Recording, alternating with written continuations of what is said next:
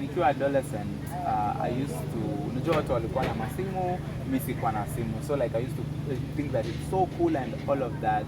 So you know, nikaingia, nikajiweka kwa hao watu. And we started consuming very bad sites. Let me put it that way. I really regret that actually. What's up my good people, good morning, good afternoon, good evening, wherever you're watching us from. This is Copperboy Kenya, of course. Welcome back to Copperboy Show, wanangu wa nguvu, na kwa mara nyingine natumai kwamba mko salama. And of course, in case you need here, consider subscribing and also turn on the notification bell.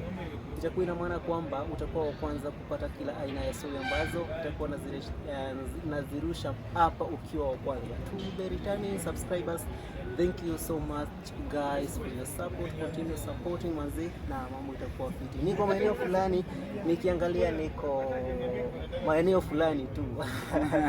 Nimepatana na mshow wangu wa nguvu, mwanangu wa nguvu sana ambaye tulipatana naye the first time kupatana naye actually ilikuwa studio. And guess what guys, nimemtafuta at least nijue anaendelea vipi. Bro ni aje? Poa sana. Nimekutafuta sana lakini siku hizi ni kama umekuwa busy. Yeah. Sasa nimepatikana. Finally, I'm glad to be here actually. Nakumbuka the first day kupatana na wewe na fizi yako tu. Yeah. Nilipata pale studio. Yeah. And ulikuwa interesting sana pia na wewe. Yeah. Na I think ulikuwa na run show pia. Yeah, I was running a show and then you were getting in. Mulikuwa na show na Vendi 12. Then mimi nilikuwa na Becky, ilikuwa show ya gospel 10 to 12. Yeah. Na kizungu pale nikasikia, niliketi by the way nikasikia pia kuchapa show siku moja. Yeah. Nikasikia hiyo kizungu sijui ni ya anaitangwa ati. Anaitwa huyo the famous presenter, the famous journalist Koinange, yes, Koinange. Nikajiuliza huyu jamaa kwani mko related kidogo na Koinange ama? Na bana, it's just talent. It's okay. Depending pia na penye ulisomea. Yeah, penye nilisomea and how I grew up and yeah, it's natural actually. Kwa sababu najaribu sana kukutune uongee. Yeah, kukutune Kiswahili. Bando unaingia kwa kizungu. To be honest, Kiswahili nina changamoto kidogo. Kwa eloquent. Naona venye wewe una flow, like you're really consistent. I've really been struggling actually kuipata tu, you know. Wewe unaweza run show. Kiswahili chako as you've introduced actually, it's really good. But for me, where I struggle but nitakazana. Yeah. So guys, hebu tuambie what's your name? My name is Keya Franklin. When in Zawa wapi kwanza? Okay. My name is Keya Franklin. I am a student at Zitech University, currently in my third year. I am a radio host, a scriptwriter, I direct and a producer. Well, kwetu ni Kakamega actually. Kwetu ni Kakamega. I have grown up in Kericho. Yes, nimezaliwa Kericho. Nikatoka Kericho. Yeah, I have schooled in Kericho, but nyumbani Kakamega. Oh, nyumbani Kakamega. Like Kericho ulisomea yes. High school? Primary nilisoma Kericho, high school nikasoma Mumias, that is in Kakamega County, and campus here we are. Zitech now. Zitech. No, can you tell us at least your childhood journey? Well, interesting. My childhood journey, I was closed doors. Mimi ni mtoto ambaye nimelelewa, you know, in closed doors. I loved TV a lot. I just loved TV and cartoons, you know, reading. Yeah. And then my parents, my mother to be specific, but I love my mother. My mother was somebody who really protected me and my sisters from, you know, the society and all of that. She was very protective. She still is protective, but saizi at least ako nyinyi wakubwa. So my childhood has been interesting. Nakumbuka grow up sana nikiona TV. Tumekosana na mzazi juu ya TV. Anakutuma uende skari mara umerudi kwa TV. Nakwambia amenituma tuchote maji. Nakumbuka sasa alituma tuchote maji na tulikuwa tuna watch TV and then tukamwambia tutachota. Sasa akakasirika anakuja lazima mpaka ukasahau. Tukasahau. Sasa tuko ile tutachota. Kelele iliwaka huko. Yeah, TV tumekosana sana na mzazi, but growing up here imefanya hiyo TV became like my best friend. So that's why actually some of the major reasons for pursuing media is because I grew up with watching. So TV normally ilikuchochea sana. Okay, ilikuelekeza sana like ujipate kwa field ya na pia wanahabari pia, you know, media in basic, unajua kuna journalism and media. Sure. So kwetu ingefika saa 1 na saa 3 lazima uone news, lazima uweke habari, na tungekuwa sana pia la mzazi kama hujaweka. But kulingana like uko different sana na some other kids. Or let me say kids, because at that time ulikuwa young, sio? Yeah. Because unapata kuna watu hawataki news kabisa. Wanataka muziki, wanataka cartoon nini. But we ilikuwaje like ukajipata unapenda news? Sasa tuanze na mama yangu. My mother is just another thing, like mama yangu akisema ni hivi, and that's one thing I love about my mom, ako straightforward. My dad is also very straightforward, so lazima aone news. So in the process ya kuzoea, unazoea, because I remember there were very interesting cartoons that used to go on Nickelodeon ama any other show pale, especially Nickelodeon. Tulikuwa victim, inafika saa 1 inavamba, lakini unajua that discipline lazima uweke news, na unajua mama kipata sijaweka news ataongea. So mimi nikajipata tu in the process I'm also watching. Umezoea news. Yes. Who was this your favorite maybe news reporter ama news anchor? Well, when I was a kid, nilikuwa naona news. When I was a kid nilikuwa naona news. When I was a kid I was very informed. Like sikuwa na favorite. Yani sikuwa nimediscover yani. But nilikuwa nimejiambia actually one of the processes ya growing up, I used to be very vocal.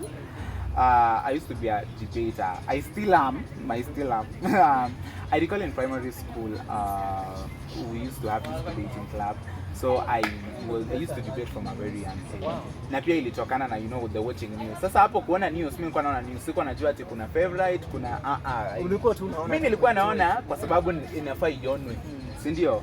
So nilikuwa naona, so it developed my English, my grammar and all of that. I became very informed thanks for kuona news. Nakumbuka those motions, they school sijuna boarding. I was very active. I recall when I was as young as class 3, tulikuwa tunaika, you know, I remember my school, tulikuwa tuna upper classes, that is class 4, that is to 8, walikuwa nakalia lockers, na sisi wengine tunakalia benches na desk, all of that. So we used to naika meza, alafu sasa speaker anakalia analeta kiti, anakaa huko juu ya meza, ninyi wengine mnaketi chini hapo, you know, kwa bench ama kwa hizo viti. Then I recall I was very young and I just used to be very vocal and debate, and I became known as a pro debater. Yeah. Well, you was in class 3? Yes, as young as class 3. And I recall, I can tell you of my class teacher who, that is Mr. Wanzala actually. I used to read a lot of books. Yes, a lot of grammar books. This is a new progressive primary English. Kina Katope, kina, I have forgotten. What are some of these? Yeah, those books, I've read them a lot. How did it end? Well, it may end me turning out to be some good journalist. Wow, sure, I can see. Yeah, and actually, to be honest, hapo ilikuwa process ya discovery. Mwalimu wangu alikuwa ananipenda sana because I used to read a lot. I used to consume a lot of books. So growing up hapo, kufika class 6 pale, nakumbuka I had the option ya, okay, Keya, what do you really want to do? Because adolescence ndio imeingia. Yeah. Now I'm all over the place, you know, mimi confidence yangu haijaanza sasa hivi. Yeah, I believe I'm confident. Ilianza kitambo sana. I used to stand before places and speak. I've been a prefect. Wow. Yeah, I've been a prefect. So that was from a young age actually. So wakati adolescence ikaingia, unajua class 5 pale class 6, and then they realize, oh, what do you really want to pursue? I had 2 options, either law or media. So in the process, unajua, everyone was like, okay, you're a really good debater. You know, you can express yourself very well. Yeah. And unapata, like, I'm very vocal. No, like I can have my stance and all of that.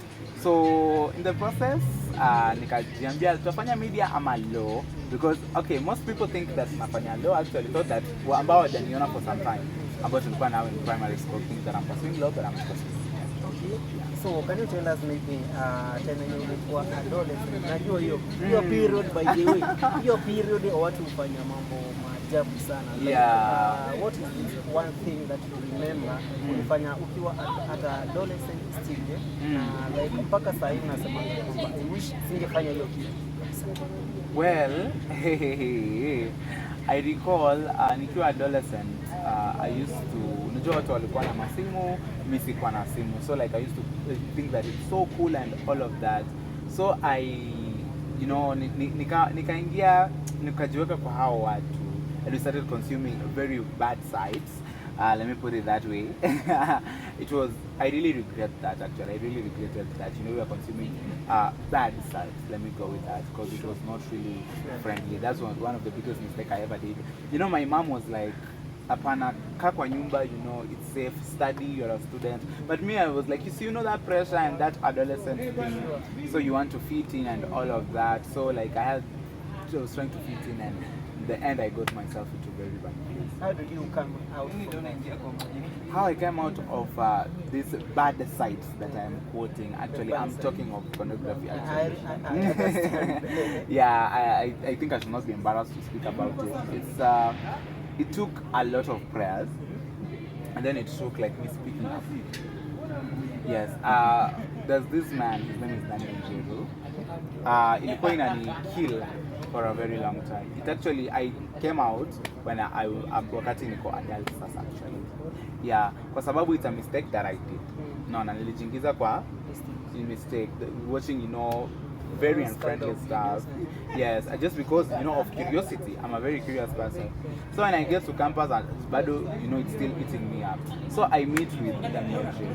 Daniel Jeru is the HOD here at Zitech University of our School of IT. So and then then he realizes of my personality, and he loves my personality. So actually, how did I meet Dan? There's a friend of mine and I told Answer. He's a script writer. So I recall kuna bestia Munio. Paul Munio. TV47 reporter. Yeah. So Munio, I recall tulikuwa kwa Munio, mimi Munio na Jay. Then that day nilikuwa najifunza software ya kuedit, that is, Adobe Premiere Pro. So nilikuwa najifunza pole pole, and then I had Jay and Paul speaking of this Rejection, that he writes very good scripts and they have acted. Depends on campus what? Campus something. Campus corner. Yeah, something of the sort. So I hear of this Rejection. So there's this one time we get editing suits that is being edited, and I hear of Arnold. Then there's this guy anakuja na this script ameilaminate vizuri, and I wake up kwa mess. Then I look like ilikuwa inaitwa black and white written by Arnold Wekesa. So I look at him like, yo, you're the Arnold Wekesa. Then I'm like, yes. Then I tell him, oh, I'm a friend of Paul's, anashindanga kikutaja sijui scripting and all of that. So Arnold, to cut the long story short, I can invite kwa hiyo film yao black and white. Tunaenda we watch it on YouTube at Arnaldo Creative. That is ARNALDO Creative. You can watch black and white there. So he invites me. We became good friends. I casted as Gerald. So we become good friends and I invite kwa church. So kwenda kwa church napatana na Dan. Yeah. Na sasa Dan kumbe ako Zite. Unaona. You see the reaction. Yeah, we became friends, and then there's this one time Dan alikuwa ananifurahisha sana. I respect him sana. He used to speak up. Alikuwa anasema that I was once addicted to pornography. Dan, with all his standards, the HOD and all of that. And then he asked me this question: what is the one thing that you will lose when people know of your personality? And I was like, by the way, I'll think about it. So I think about it, and then I'm like, okay, yeah, Dan, you're right. It's a very long story actually. I'm trying to, cut. And now this one time I was tired. I was tired of this pornography and all. Like it makes you feel like you're a bad person. You can't do anything, and it's so bad. It's like kila mtu anakujua. Yeah, and then you feel like there's nothing good that can really come out of you. So and then I was struggling to get out. All the prayers I had made to heaven, oh my God. Pray, bado unajipata tu umerudi. Yeah, asali ni tamu. Yeah, asali ni tamu. Let me use that. So I go ahead and then I just get tired, and then I'm like, you know what? I'm tired. You need to get out of this. So it was very hard. and then I check my phone. I was literally shaking, and then I asked Dan, how did you get out of quad? And then he was like, akanijibu very interesting. Akaniuliza, aliniambia by becoming vulnerable to somebody else, and then akaniuliza hapo chini, why are you in it ama ume overcome? Then nikamwambia aje, I am curious, unaona. Then akajua huyu hapa hapana, ndio. Then akani counter attack tena. Then you know what, I just a very long text of what really happened, how I got myself into this by just trying to be an adolescent and teaching and all of that.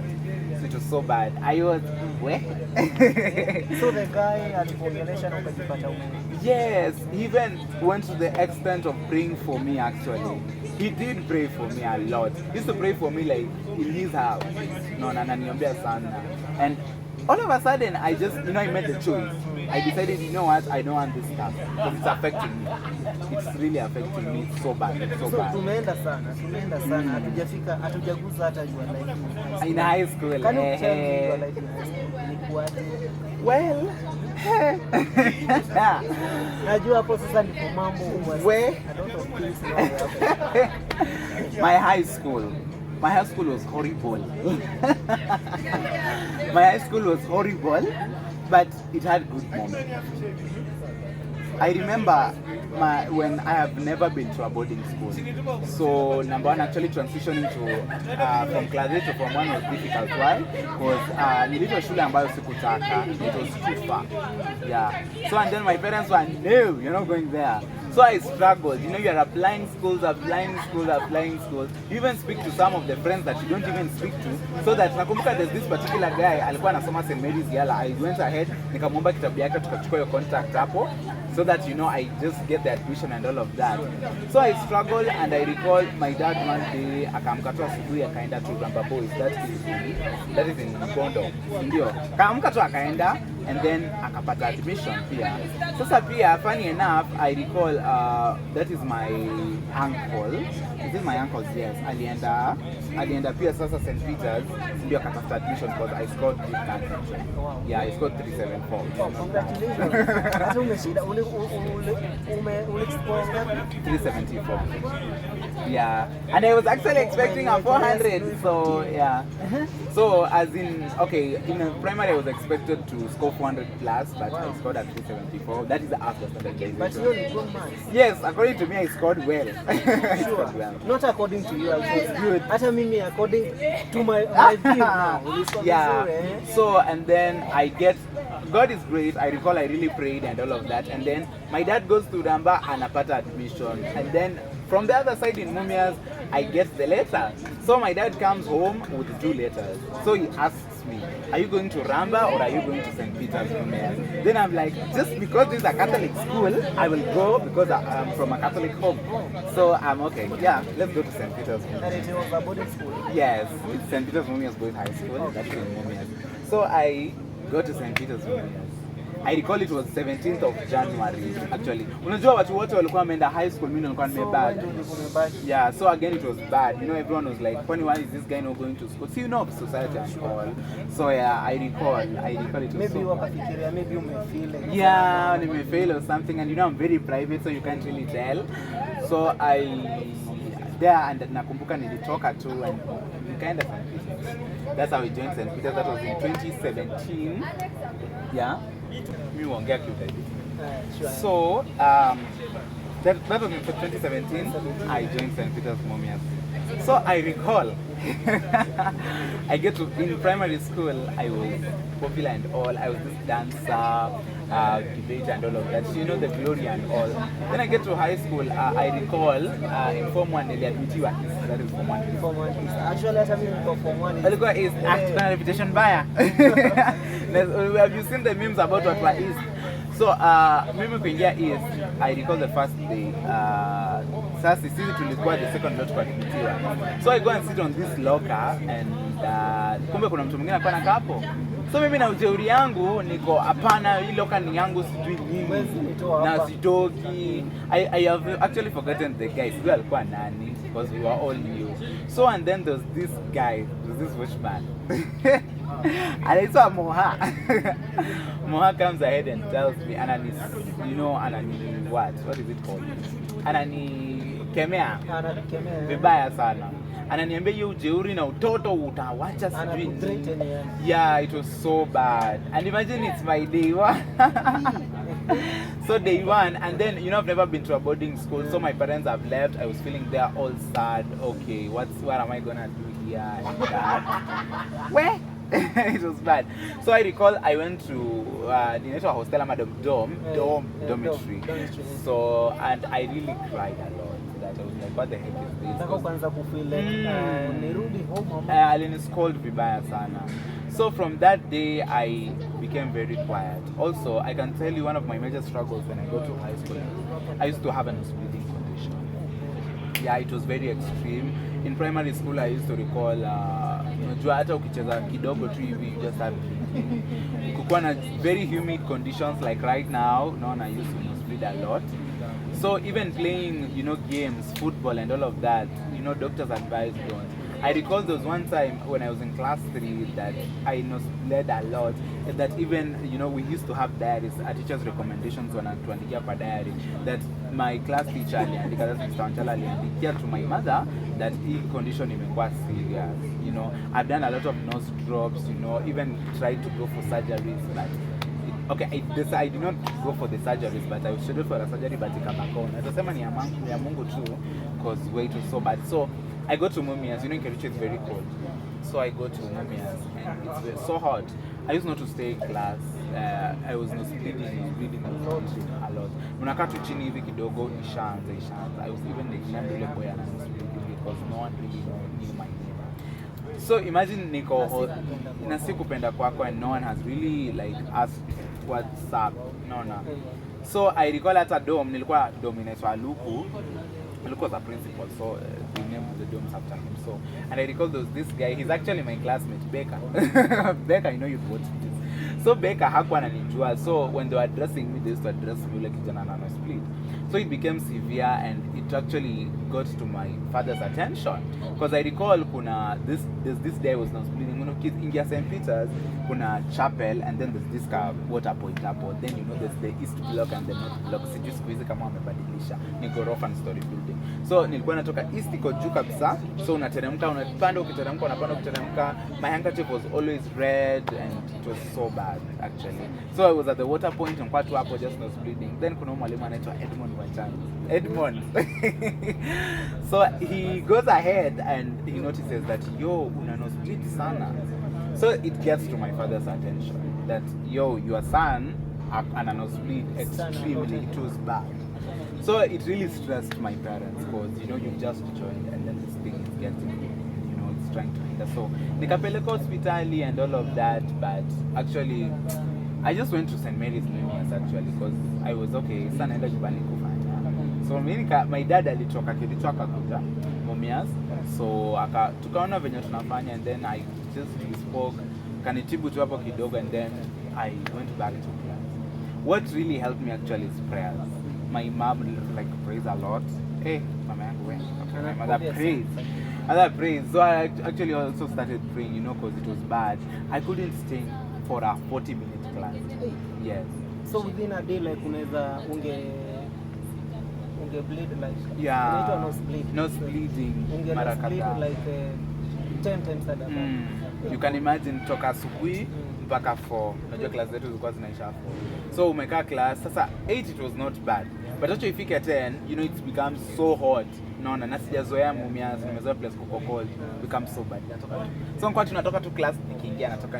So how did you iliacha? Prayer. Just prayer. Because honestly, what could I do? I was supposed to undergo a surgery actually back in 2015, but ikabako. Nakumbuka tulienda Kisumu and kwenda huko the doctor, your appointment hakuwa so it was okay. Tukasema ni ya God. So I went back. So mimi nikaenda kujibamba huko. So unaona tena unaenda kujibamba, umeenda Kisumu for treatment. So tena umeenda kujibamba, then you nosebleed tena huko. It was bad. Yeah, so yeah. Zilifanya nosebleed. Yeah, it just stopped. Hata mimi nashanganga mpaka wale. I have not nosebleed for some time actually. Yeah, but in Form 1, that was in 2017, it was so bad. Ilisha tu, ile vizuri ilisha 2018. So can you tell me maybe your love journey now? Like, I know you are when kijana mdogo. Hebu niguzie your love. Okay. My relationship, I've been in one relationship like in my whole life. Wow, Yeah.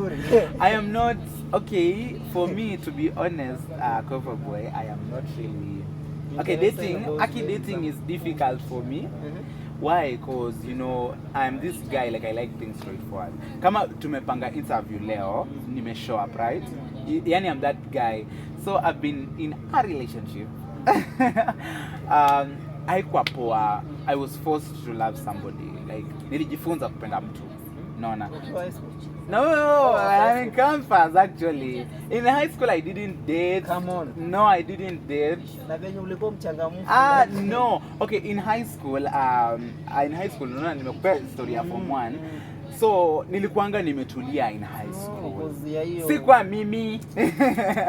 Yeah, because you recall the day when I was cold and then was bleeding, so that it got to my head. Naona. So nikatulia kabisa. Alafu in campus now? In campus now, first year, second year. I started dating in second year actually. I go to campus, that is 30th of August 2021. And I was like, books, because I have struggled to, I really struggled to get this career actually. Like, this is my dream, this was my dream. I've chased my dreams for the longest time possible. Unaona high school sasa nakumbuka tulikuwa tuna risk, unaona, because I was like, I had 3 options: kufanya media, law ama hospitality, because I love to cook. So mimi kusikia law nikaambiwa requirements ni history, na mimi history nilidrop Form 1. Sikuwahi penda history, nilifanya geography. So I was like, you'll do media and hospitality. Wait, I was like, so ni gani? Sasa, you know, I loved media ile extremely. Sasa nikafikiria, sasa hii hospitality ati plan B, si tunambanga lazima uwe na plan B. Mimi nikaona hapana, let's risk it. I risk. Coops did its thing. Wow. Yeah, I really never got to sikuitiwa course ya media. No, I didn't. No. Mimi nilitafuta mwenyewe. I really struggled to chase this media dream actually. I recall I was called to pursue a mechanical engineering course. Oh, yeah. So sasa tunaongea ungekuwa engineer. Ningekuwa engineer. Tungekuwa tunakuita engineer. Engineer Keya. Yeah, engineer Keya. So kupata, but okay, I was okay. Mbona niende nifanye course engineering? Yet I love media. Unajua mimi ni msemo mwenyewe, kama sitaki kuwa hapa sitakuwa hapa. Like, I enjoy what I do. So I told my mom, you know what, I'm really going to chase my dreams. And my mom was like, okay, fine. My parents have always been supportive, by the way. My mother has always been supportive. My dad has been supportive. So I chase. Unaona how I got to ZTech? Internet surfing. I was just internet surfing. Unaona ile tu tu shughuli yako tu kwa net. But I come across ZTech University. I found those contacts. Then I just called them. And then they responded very well. And that time I was like on the verge of giving up, because like I don't want to pursue this mechanical engineering course. Staki, I want to pursue media. That time nikataka kufanya journalism. So ukajiunga pale ukapatana mrembo fulani. Hey. So huyu mrembo ni mrembo, lakini it didn't work out. Like, this is the problem. For me, I'm extreme. Like, kama nakupenda. So, you know, I used to squeeze my time out of my busy schedules. For those who have met Keya, they know I have very busy schedules. So, and like, I never liked this chick sio ati mimi nilimkatia, hapana. Mimi, like, a friend did his thing, akaniambia, we bro, you know, for me, like, my relationship nikipatana na chick, I'm not really interested in flirting and all. It's like friendship, or what do you have to offer? We do business. I'm that type of person. Yeah. So, and that time, you know, for me, like, the media aspect got to my head. It's still in my head though, that, you know, after, so naona sema kwamba ni struggle kufika ZTech. So once I go to ZTech, go to campus and pursued media, nikapata ndio hiyo unafanya media, struggle like all my efforts, all my energy. Then my parents will come and advise aje, my mama anasemanga this time for everything.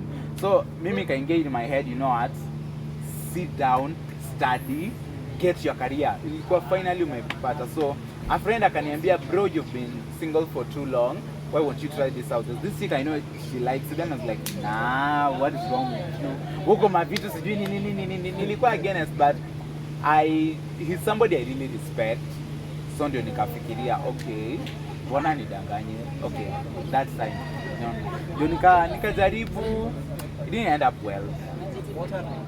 Hey, let's say the chick, you know, maybe never liked me in person. It was an online relationship. Ilianza online. Yeah, alikuwa kwao, nilikuwa shule, so it was an online relationship. Now on photographs, I know I look good on photographs, but you know, I used to tell her that, you know what, unajua maybe utaniona in person, utanipenda or something like that. Why do you think? I thought that because I was insecure. I have never actually been in a relationship before. In high school, I didn't date. I'm an indoor person. Yeah, I'm a very indoor person. But mimi nataka kujua, like, mbona unamwambia, like, when you meet me in person Unaweza.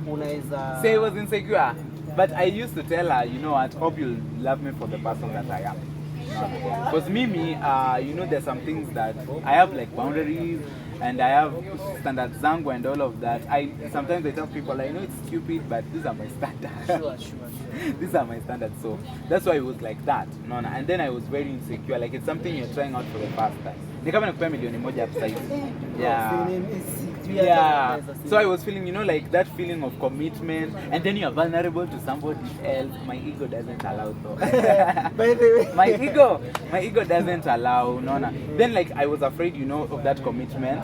No. Okay, not very afraid. I was actually anxious because I have commitments to myself. I have commitments to myself, and there's some people looking up to me. So again, naingiza another responsibility. So it was hard.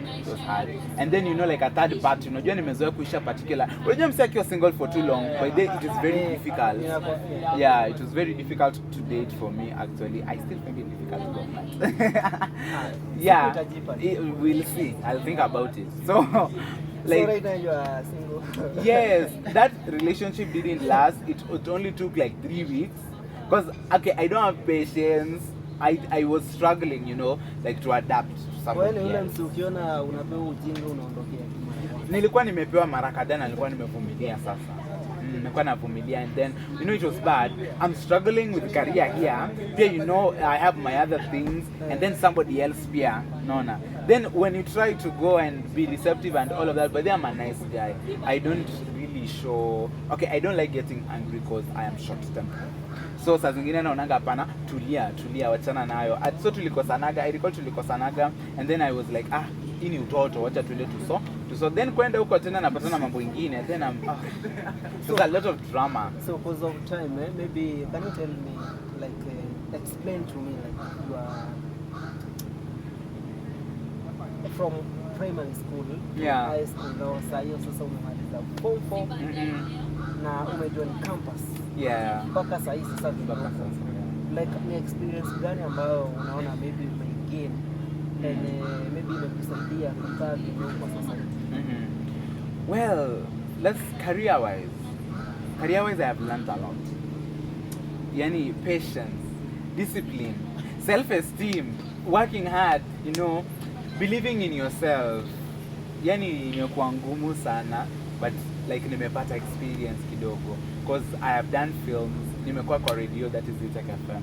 I've also worked with Femba's Radio, that's an online radio, and like imekuwa struggle. Ikona good times and bad times. I've learned, you know, so many virtues from career-wise. That is in your career perspective. Unajua, lazima ukwe timekeeper, lazima work hard.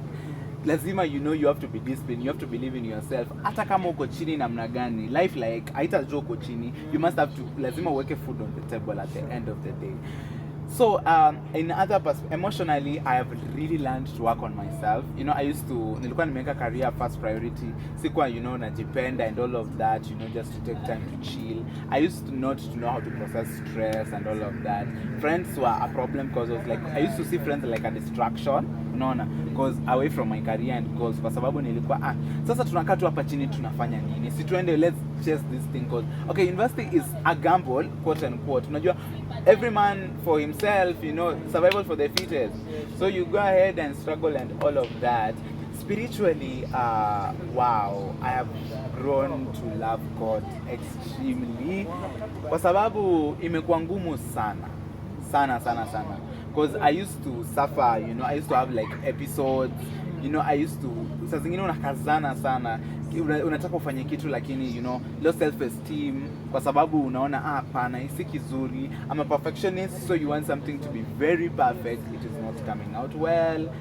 Hey, I really learned. So, and then in the process, you know, I used to blame myself for things, you know, like I used to know that things must go my way, but along nimejua it is okay to hurt, it is okay to cry, like it is okay watu wanguka chini, lakini venye unasimama. I've learned to love myself better, you know, to love those around me here. I've learned to respect friends, and this aspect of friendship I've really struggled with as friendship, honestly, but I've learned a lot, and also like my relationship with God has really grown, and he has actually become my best friend. Do you think that being born again, like gentleman or rather you, ni kitu yenye ufanye?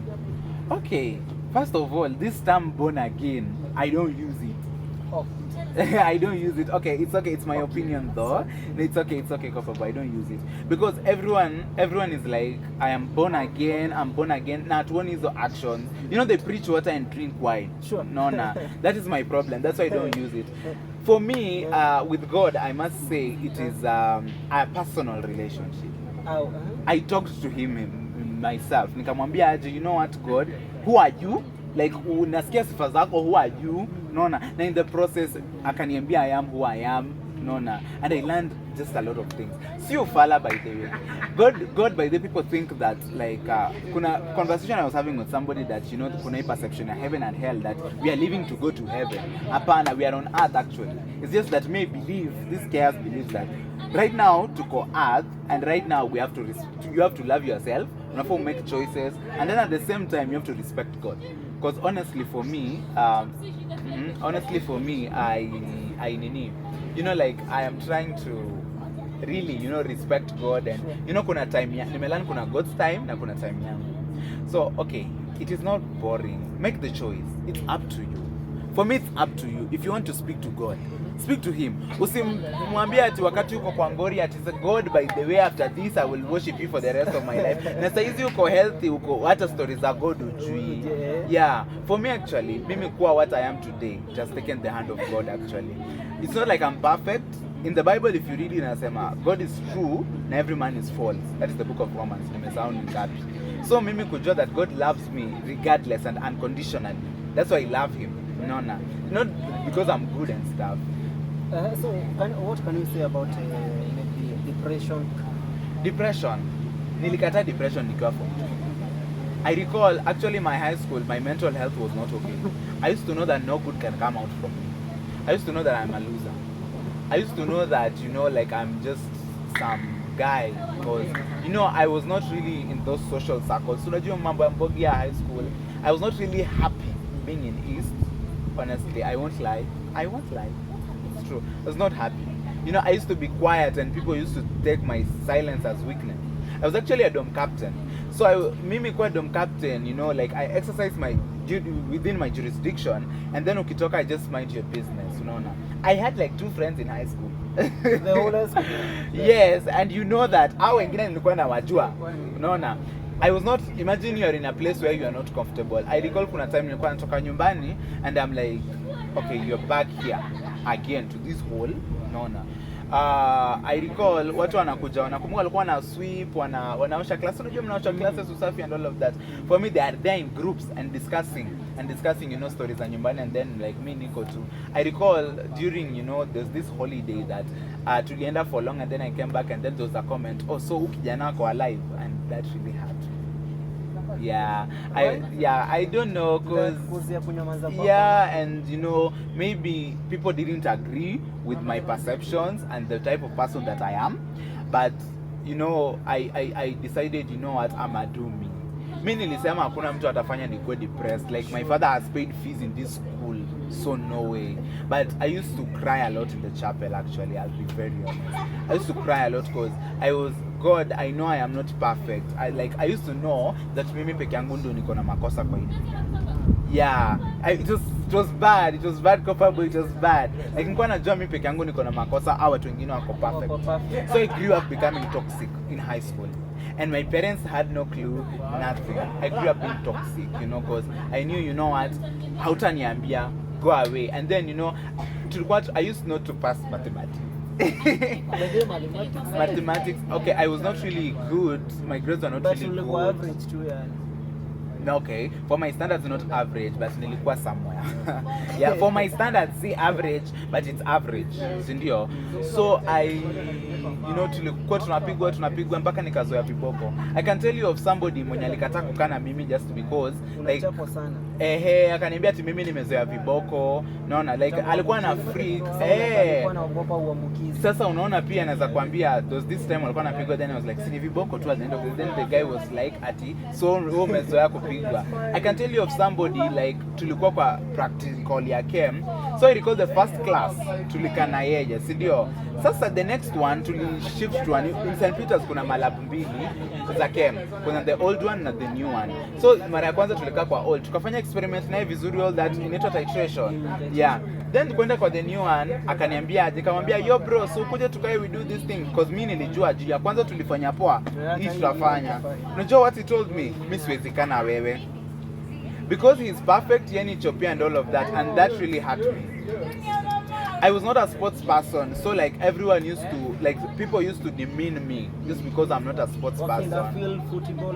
And then you recall my story, I used to nosebleed. I was advised not to be playing football actually, so ilitoka out of my system.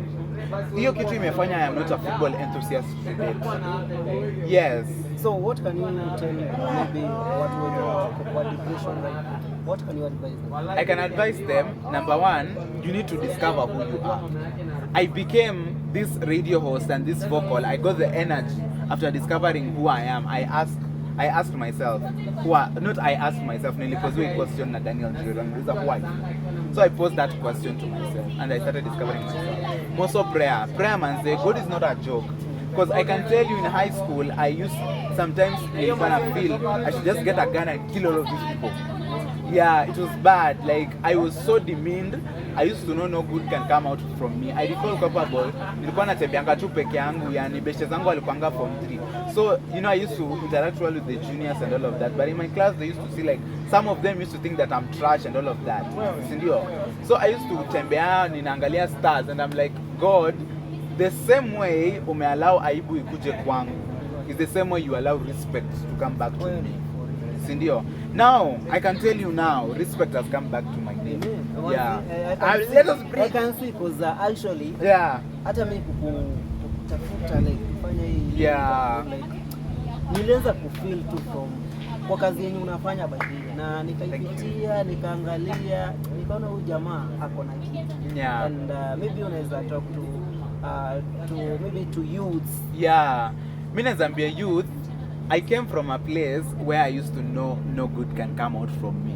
Just because I'm not fitting to the society standards and into people's standards, never conform. Mimi nilikata kuconform. Like, unajua mimi ukiniambia kitu, I'll receive that information. Yes, inaweza kuwa right, lakini lazima ni sieve, because unaweza kuwa na something, hadi mimi waambia msee, not everything that I'm telling you, like ni right. Sieve this information, one kama iko sawa. Manze, like, you can do it. The one that is in you is greater than who is on earth. Nona. So, in between the radio and the TV, unaweza work kwa gani right now? I can work in both. I can work in both because TV, I love cameras, I love directing, I love the video switches and all of that software, I love technicals. Naweza fanya news, I have done news, lakini I'm not such a fanatic on news, but I love behind the cameras. Radio, yes, radio has been my number one love. So you love radio? I love radio. Because naona kuna place ulikuwa umeandika radio? Radio Africa Group. Radio Mogul. Oh, Media Mogul. Media Mogul. Okay, people ask me where this name came from. Media Mogul. A mogul is somebody who's very powerful. Media is the art that I am in. So I decided, you know what, media mogul, you get it? Mogul is my brand. Even on my YouTube channel, it's Mogul TV. Like Mogul TV is a lot. Kuna visuals zangu. Hamtakuwa ati mnaniona mimi peke yangu kwa Mogul TV hapana. Naweza kushoot na mimi ndio nimekushoot, like mimi ndio DOP, mimi ndio director, DOP and director of photography. So you go ahead and I just post it there. Yes, that's my brand. Actually.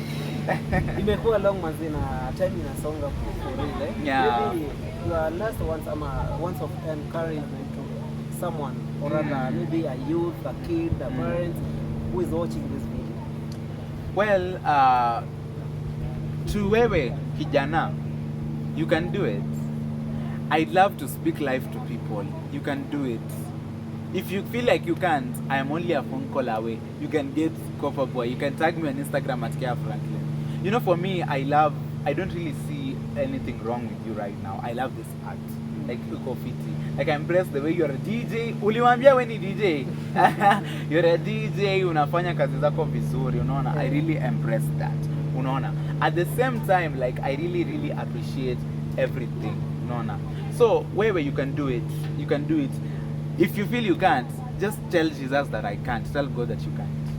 Yeah. Guys, thank you so much. Thank you so much for your time, bro. Thank you. Naona time inasonga. Time imesonga. Yeah, na nina rush. Anyway, ni mtu fix. Yeah, I'm a very busy person. Thank you so much, guys, for your time. Remember to subscribe to this channel if it's your first time to come across it, and also turn on the notification bell. Na pia to the returning subscribers, of course. Thank you so much for your life, guys. I love you so much. Till next time, Azek. Bye bye. Goodbye.